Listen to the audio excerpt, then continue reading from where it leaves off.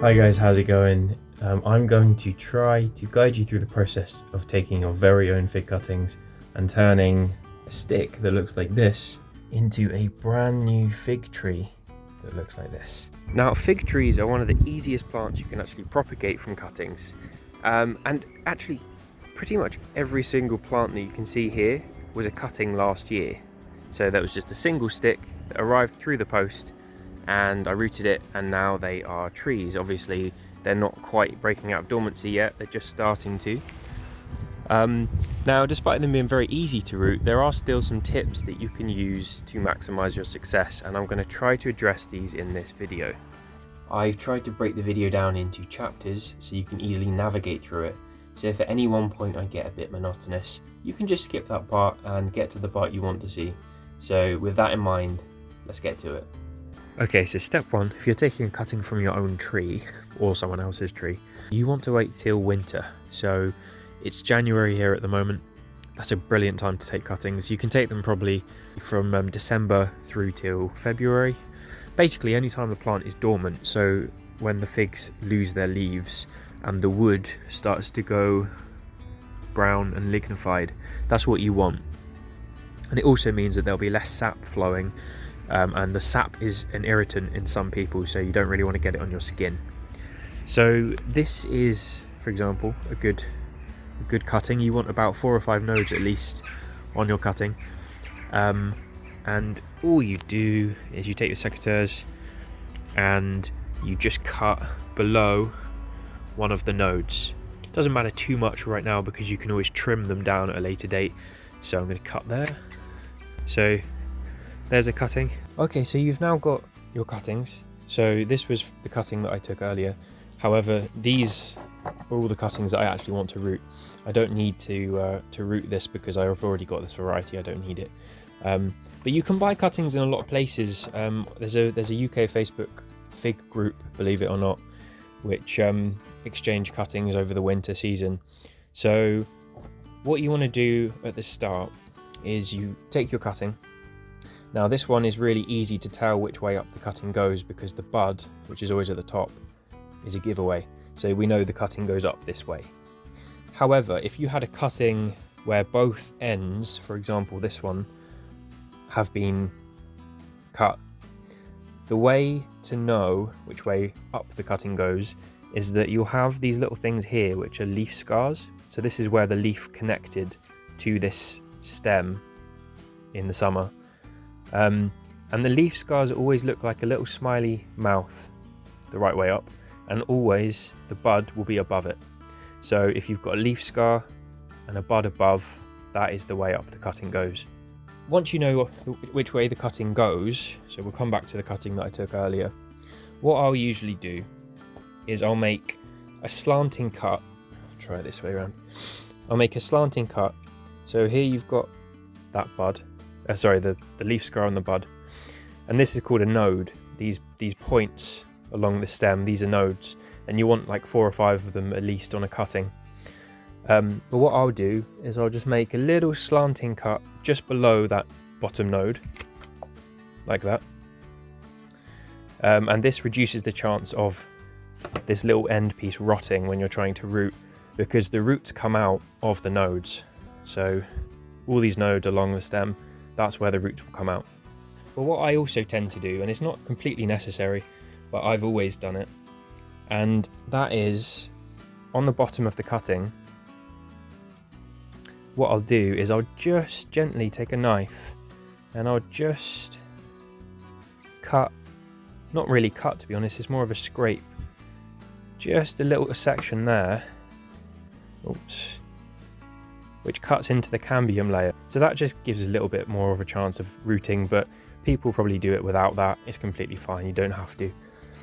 If you've got a cutting where the top end is cut, like I said earlier, so this one for example, both ends are cut, we know it's this way up because the leaf scar's at the bottom, bud is above. What I'll do with this end is I'll just get a little bit of cling film. So I've got some cling film here, and what I'll do is I'll just wrap the top of that cutting in cling film, and the reason being is it just stops the cutting from drying out as easily. So I always wrap the tops of cuttings when they've been cut, just to stop them drying out. So that's what I do to the cuttings that have both ends cut, and then that cutting is ready to go. Some people will also put their cuttings in a glass of water for a couple of days, and this just hydrates the cuttings and also stimulates the roots to develop a little bit faster. So it's absolutely not necessary, but it can help. Okay, so once you've got your cuttings ready, so they've been prepared, what I like to root them in are just these plastic pint glasses. When they're transparent, it's really helpful, because then you can see the roots as they develop, and that way you know how developed the root system is and whether or not it's ready to transplant. So that's what I use, and what I do, you can see these little holes. I just burn some little holes in there, or you could just stab it if you wanted, just so that any excess moisture can get out of the cup if need be. And I will then fill it with my mix. So I've just got this mix in here, and all this is a mix of multi-purpose compost and perlite, which is the little white stuff, which just helps drainage. It just kind of keeps it nice and loose and open.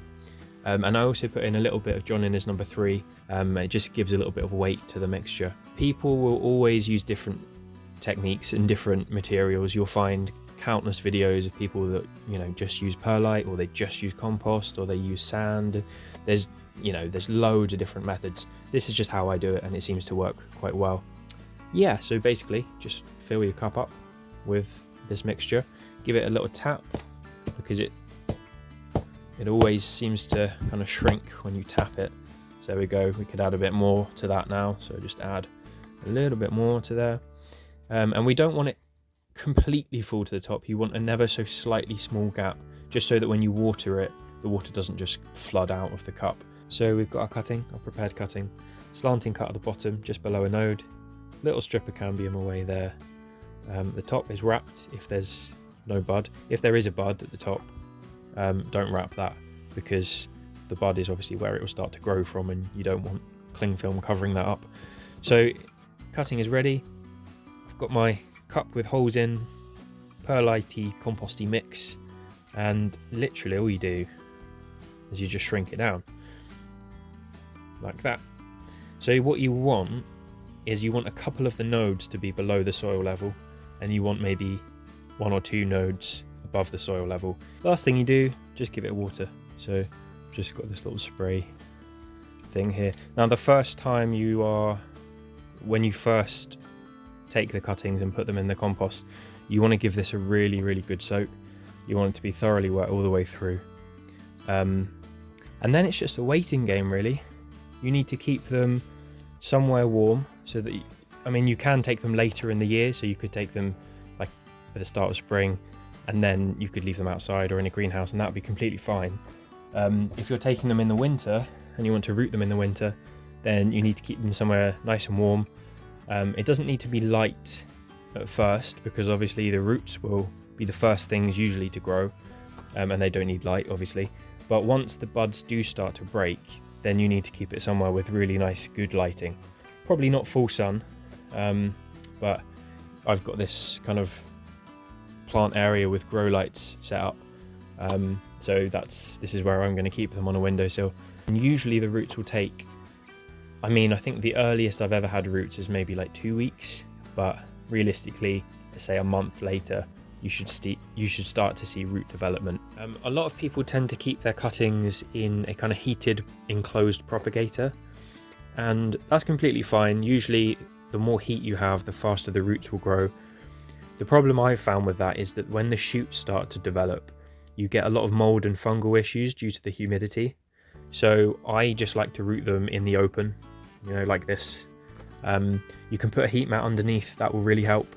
But for me, I've just found it best just to let them put roots out and put the shoots out in the open, because then the leaves are kind of acclimatized to these conditions. And last but not least, remember to label, and double label if you can, because guaranteed you'll get things mixed up.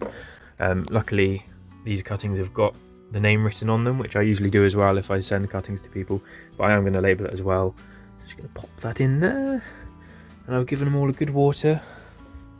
there they all are, ready to go. So I'll leave them there. Maybe once a week or something. I'll give them a good drench, and make sure, like I said, you've got holes in the bottom so the water can drain if there's too much. And then yeah, it's just a waiting game. So 3-4 weeks from now, hopefully we'll start seeing the first roots, and I will hopefully show you those. So this is about 5 weeks later. We have got some shoots from the majority of them, and they have all started rooting. So see all the roots in there, doing really well, and they're all just putting out new shoots. So I've got these little grow lights here, and I've got one up here which I kind of need like an overhanging structure, but also they're on a south facing window, so they do get a decent amount of light, so they're doing really well. Okay, so we are now probably about 6.5 weeks later, and you can see most of the cuttings have leafed out. There's there's 2 that haven't really put out any shoots yet, but all of them have rooted. See, really nice roots all the way around, really strong, nice white roots, and this one's got a really good shoot as well. So what I'll do is I'll just train that one shoot up in a straight line, and usually I will rub off any excess shoots. So a good example is this one here, which you can see had lots of little buds all over it, and what I've done is I've just gently rubbed those off and left this one at the top to grow up, which just means that it will produce a nice strong shoot, as opposed to lots and lots of little thin shoots. Maybe in a couple of weeks start to up pot these into maybe 2-litre pots, but you want to make sure that the root system is really well established before you do that, because young fig roots can be quite brittle and they break quite easily. So a little tip for you, when it is time to pot the cuttings up, so when they've got a really decent root system on them in the pint glasses or whatever container that you're using, what I do is I take the pint glass and I place it inside the bigger pot, and then I just fill all around the edges with the compost that I'm using, which is John Innes number 3. It's a loam based compost, which is good for mature plants, but you can use multi-purpose compost, whatever you've got really. So I fill up the edges, and then I take the pint glass out, and it leaves a perfectly shaped hole in which to place your root ball. The reason I do this is because the young fig roots are quite delicate and fragile, so instead of taking this cutting out, putting it in the pot, and then kind of potentially damaging the roots by adding loads of compost, I've created the perfect little hole. I just have to gently take it out of here and then just plop it straight in, and it should be fine. So yeah, it's a little tip that I tend to use when potting up fig cuttings. And that's about it. So thanks for watching the video. Give me a thumbs up if you liked it or learned something, and feel free to subscribe, and I'll see you in the next one.